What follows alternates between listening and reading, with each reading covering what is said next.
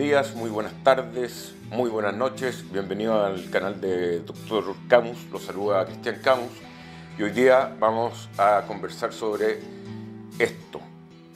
Cómo unimos la historia, las históricas crisis que hemos tenido con lo que nos está pasando actualmente, cuáles son los posibles factores comunes y qué es lo que realmente impacta en el mundo real a través de estas crisis.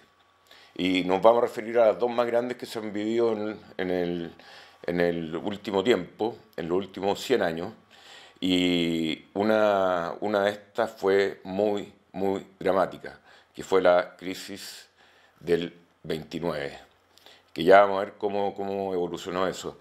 Y después vamos a ver qué pasó el 2008 con la crisis subprime y vamos a tratar de dilucidar cómo se nos viene bajo este escenario la mano para este 2022, 2023 o lo que viene. Bueno, acá en este gráfico, que los gringos tienen todo muy bien documentado, podemos ver la crisis tremenda que hubo a partir del año 29.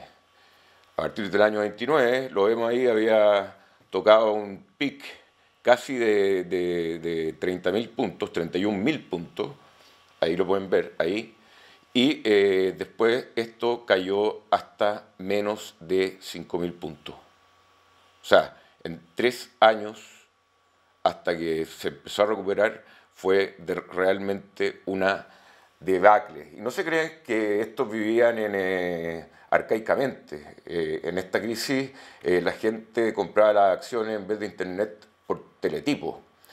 Y lo que pasaba era que la gente se empezó a entusiasmar con esto de ganar plata en la bolsa, empezó a meter su plata y empezaron a prestarle plata a la gente. Y la gente se podía apalancar 10 por. O sea, que con $10 podías comprar 100. Y así se metieron todos, hasta los lustrabotas, todos los ciudadanos comunes de Estados Unidos se metieron a la bolsa y subía y todo el mundo se sentía rico y todo el mundo estaba feliz y se vivieron estos locos años 20 o los felices años 20. Habían autos, las mujeres estupendas, bailaban estos típicos bailes de los años 20, la gente enfiestada, aunque había ley seca, pero fue algo realmente una cosa que lo pasaba muy bien. Uno puede ver la película, no sé, El Gran Gatsby, creo que es de por ahí, la opulencia, los nuevos ricos, fue un fenómeno en los años 20 realmente feliz. Pero esa felicidad siempre se tiene que pagar. ¿Y qué pasó en los años 20? Lo que pasó fue que la gente se apalancó y en un minuto, en el año 29, en octubre del 29, ya no habían compradores de acciones porque la gente empezó, los expertos bursátiles empezaron a ver los fundamentos y estaban todas las acciones infladas, todas estaban pagando miles de veces precio-utilidad, era una burbuja, se veía venir una burbuja hecha y derecha. ¿Y cómo se creó esta burbuja? Prestándole a la gente el 10 por, la gente ganaba, se sentía rica, compraba más, hasta que, no sé, General Motors empezó a valer demasiada plata con respecto a sus ingresos, a sus fundamentos, y los expertos, los que sabían de esto, como el papá de Kennedy, que era especulador bursátil, y dijo que yo me voy a salir de todo, porque si es que un lustrabotas puede comprar las mismas cosas que compro yo, y sin saber ni siquiera de qué se trata esa inversión, ya es un signo por lo cual hay que salirse. Y estaba totalmente en lo correcto. Cuando uno empieza a ver esas anomalías, esas distorsiones, que son comunes en las crisis estas que vamos a analizar, que todo el mundo que no tenía ni siquiera mucha espalda, podía comprar. Y por lo tanto, cuando la compra fue tan fácil y ganó tanto, después la venta se transforma en algo muy difícil y por eso los precios llegaron el índice llegó de 30.000 y en 3 años llegó a los 2.000 y tanto. O sea, una caída impresionante, monumental, hasta el año 33. O sea, toda la década del 20 lo pasaron increíble después de la Primera Guerra Mundial. Estados Unidos descubrió el mundo del apalancamiento, eso hizo crecer grandes fortunas de los banqueros, la gente se creía sabia porque invertía en acciones, hasta que llegó el minuto que, como un Warren Buffett, llegó y dijo, acá hay algo que no calza y el fundamento del valor de las acciones no va con lo que se está lanzando. Entonces, después de toda esta opulencia, llegó una crisis monumental, que esta crisis monumental de los años 20, del 29, pegó muy fuerte. O sea, hay una foto ahí que es de esa mujer. Hubo pobreza verdadera, o sea, la gente ya no tenía que comer, se estaban muriendo de hambre. Hubo que contratar gente para hacer hoyos y después los volvían a tapar, porque no había trabajo. Se acabó la exuberancia de un sopetón con los cracks que hubo cuando ya salió la noticia, está vendiendo y la gente ahí, lo único que era distinto versus internet era que tenía que ir a vender sus papeles a la bolsa o trataba de venderlos, porque el teletipo servía más que nada para comprar, después para vender era más difícil. Y los títulos, las acciones los entregaban en estos teletipos. Entonces, la gente, todos los lustrabotas, todos los que tenían acciones querían vender. Bueno, vendían, bajaban el precio un poco, no respondía el comprador, bajaba otro poco, había un poco que respondía después, quería vender más, no habían compradores. Sequedad de liquidez, y porque había algo que estaba tan valorizado y que la gente se lo gastaba, porque si la gente compraba acciones y decía que invirtió 100 y ahora tenía $1.000, esos $1.000 lo hacen gastar más, lo hacen no ahorrar. Entonces ahí explotó esto en Estados Unidos principalmente, y esto afectó definitivamente a todo el mundo. ¿Y cómo afecta a todo el mundo? Porque Estados Unidos llega y afecta a todo el mundo, porque es el mercado más importante del mundo, porque Estados Unidos en general aprovecha los booms para tener estos crecimientos espectaculares basados en el apalancamiento, cosa que no le veo nada malo, pero después llegan los fundamentos y no están. Y todo el mundo que se creía rico también porque invirtió en Wall Street o en este caso, por ejemplo, el presidente de Estados Unidos de la época, Roosevelt, tuvo que pedir plata a Alemania, que le devolviera plata de parte de lo que le había prestado para reparar en la Primera Guerra Mundial. Entonces, esto llegó a Europa, nació un proteccionismo en Estados Unidos, que para tratar de cuidar la industria local se empezaron a disparar los precios, tuvo que bajar el consumo, pero en esta crisis del 29 lo que pasó es que generó una pobreza inmensa en Estados Unidos. La pobreza así, tal cual la conocimos nosotros también acá en Chile. Pobreza de abada velá, no tener para comer, tener que vivir para ver si es que consigue algo de comida, como, no sé, como un animal.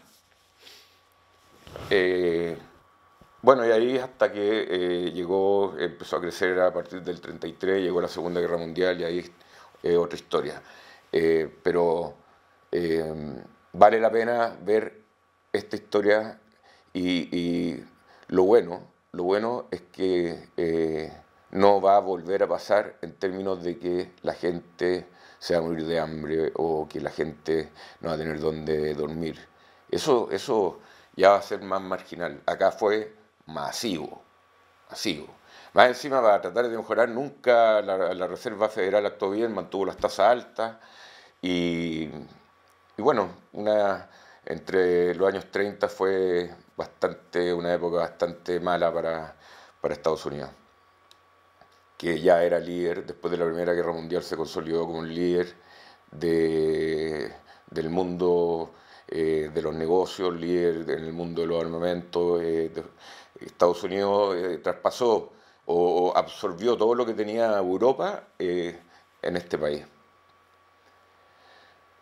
Bueno, ahí hay una gráfica hay un montón de protagonistas que no voy a entrar en el detalle, pero durante esta crisis se inventaron eh, papeles que juntaban otros papeles y que esos papeles se podían apalancar con papeles, las corporaciones se podían apalancar, la gente se podía apalancar, gracias a este boom que fue como la fiebre del oro, invertir en Wall Street y finalmente se acabó y terminó con la industria. Ford tenía como 130.000 trabajadores antes del 29. Lo tuvieron que reducir a alrededor de 29.000. Perdón, 130.000 a alrededor de 29.000. Eso es lo que tuvo que hacer más o menos la Ford Motor Company, que era la principal fabricante de autos en Estados Unidos, que no eran puros Ford T, habían unos autos sensacionales en el mercado. Y que durante la crisis los New Rich trataban de vender el auto y nadie los compraba, entonces los autos de lujo empezaron a caer fuertemente su precio y uno puede encontrar un auto increíble por muy poca plata. Esos son a veces los beneficios de la crisis, y los beneficios de la crisis también a veces son que el que pilla el momento puede ser un muy buen momento para comprar. De acá nos vamos a saltar al año 2008, a la crisis subprime, donde también venía y también tuvo un impacto mundial, y esta la vimos nosotros, la conocimos, fue dramática en la bolsa, pero la crisis fue bastante más corta, no hubo hambre, no se generó tanta pobreza, se cayó el mercado, se cayeron negocios, pero la humanidad no cambió tan fuertemente como lo hizo el año 29. O sea, en ese sentido son incomparables las crisis entre el 29 y el 2008, pero sí tienen un factor común que ya lo vamos a ver. El 2008 lo que pasó es que bueno, quebró Lehman Brothers, pero ¿por qué quebró? ¿Por qué se originó esta crisis? Siempre hay algo que hace explotar, que es algo que no cuadra en el mundo real, que en el mundo financiero está evaluado de una manera totalmente distinta. ¿Y qué es lo que pasó entonces en la subprime? La subprime le pasaban plata a los ninjas, que se llamaban, porque los bancos estaban muy seguros con la Reserva Federal de poder llegar y prestar plata, y cada vez las metas de colocaciones eran más altas y los bancos llegaban y ya le prestaban plata al que sea. Y como le prestaban plata al que sea, el que sea iba comprándose una casa, el otro tuvo acceso a otra casa y fueron subiendo los precios. Yo me acuerdo que yo vivía en Perú y compré un terreno en $5.000, lo compré por fax y, y llegó a valer el 2008, antes del crack, $50.000. Yo me sentía más o menos rico también en esa época.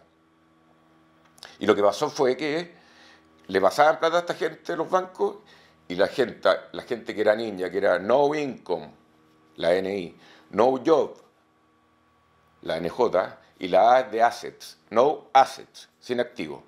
Y a toda esa gente, pueden verlo en película, había gente que tenía 2 casas. Había gente que le prestaban el 100% para comprar una casa y tenía su casa propia inmediatamente. Pero era gente que no podía pagar. Hay una historia muy buena de una bailarina de tople en Estados Unidos que tenía como 3 casas y que su amigo el taxista tenía otras 2. Esa fue la historia real, de la cual se dieron cuenta algunos para irse corto, pero todo esto estaba distorsionado en el mundo financiero por una serie de instrumentos nuevos que se crearon, que cubrían de alguna manera, empaquetaban toda esta deuda ninja y se las vendían a través de distintos instrumentos, y como por ejemplo los credit default swaps, que estaban calificados como activos muy A, o sea, clase A, activos de poco peligro. Pero cuando ya se empezaron los flujos no dan y no empezaron, la gente, un fondo francés se dio cuenta que no le podía poner precio a un fondo inmobiliario de Estados Unidos, y ahí empezó la debacle de los bancos. Hubo que rescatar los bancos y el sistema financiero y los fabricantes de autos, hubo que rescatarlo todo, y ahí lo hizo el gobierno de Bush, con Henry Paulson, que pusieron 700.000 millones de dólares en el mercado para comprar los bancos, ayudar a que se fusionen y para que el sistema vuelva a funcionar. Y efectivamente el sistema completo se recuperó hasta el día de hoy, pero está por verse lo de hoy. Vamos a ver los factores comunes que tienen estas dos, que es la esencia que yo he visto en esto. El factor común es el apalancamiento excesivo con alta probabilidad de no pago. Eso es lo que pasó en las dos crisis. En la crisis de los años 20, con ese señor ahí en blanco y negro, un señor de la calle que podría haber sido un lustrabotas, le prestaban plata, compraba acciones, ya se creía millonario, y le prestaban plata a cualquiera, y después no podían pagarla. Y no podían pagarla, y los bancos ahí, porque con la plata que habían generado en acciones se habían comprado una casa, le quitaron la casa a un montón de gente.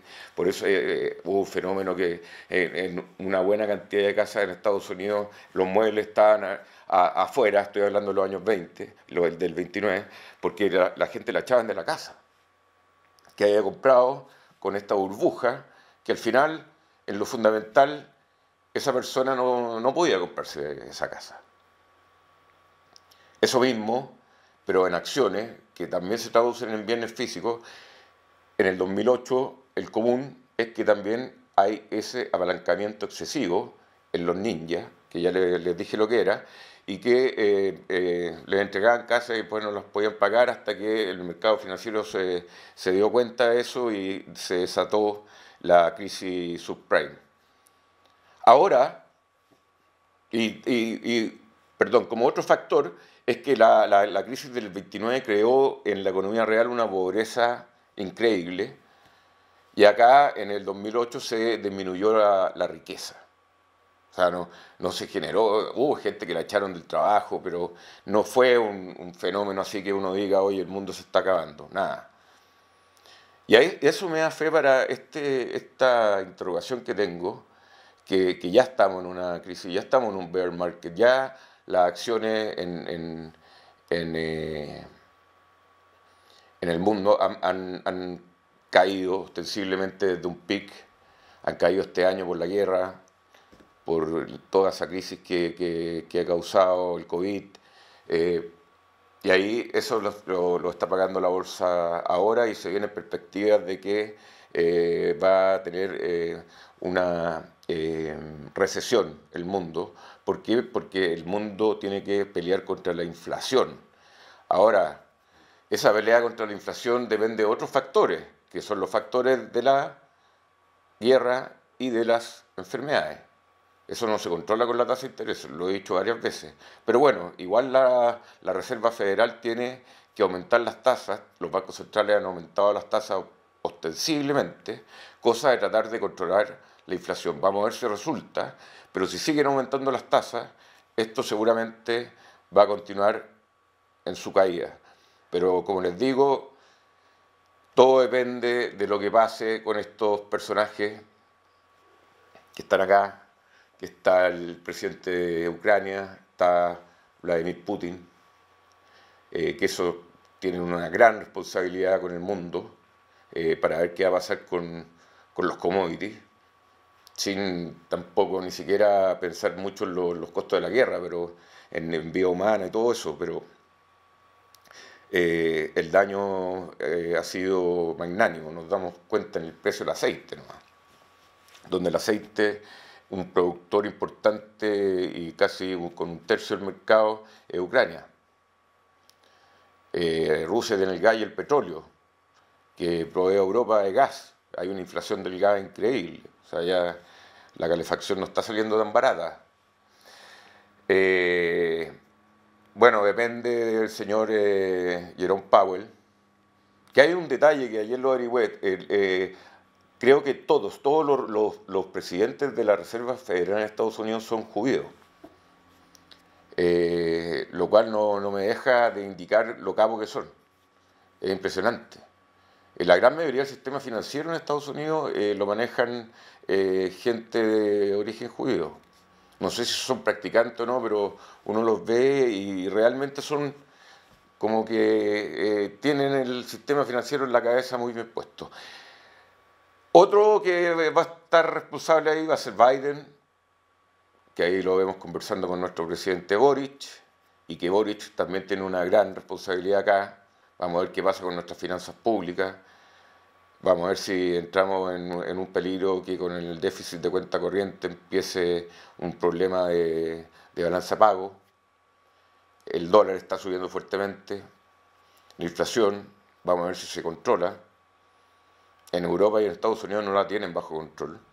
Y eso lo manifestó Jerome Powell, que dijo, oye, acá nosotros nos vamos a concentrar estrictamente enfocados en la inflación. Pero no saben muy bien cómo hacerlo, pero la única herramienta que en general tienen es la tasa de interés.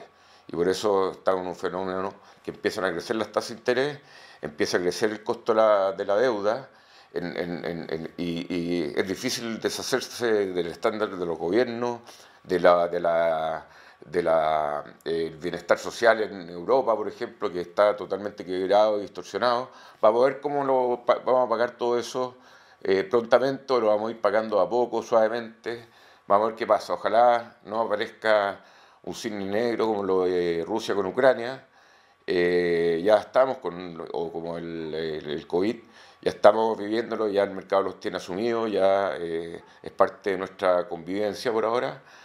Pero se puede venir una recesión, pero no creo que haya que compararla con la del 29. Lo único que tiene comparación con la del 29 es que le prestaron plata a mucha gente que no puede pagar, y eso en estos tiempos creo que está mucho más controlado después de la clase del crack del 2008. Entonces la recesión sí, pero es una recesión que nos va a hacer menos ricos, no mucho más pobres. No vamos a caer en una pobreza franciscana. Bueno, eso les tenía preparado para hoy, amigos. Muchas gracias por ver el canal Dr. Camus. Les pido también que se suscriban y bueno, nos vemos la próxima semana. Feliz viernes, feliz fin de semana y ojalá les guste este video. Gracias.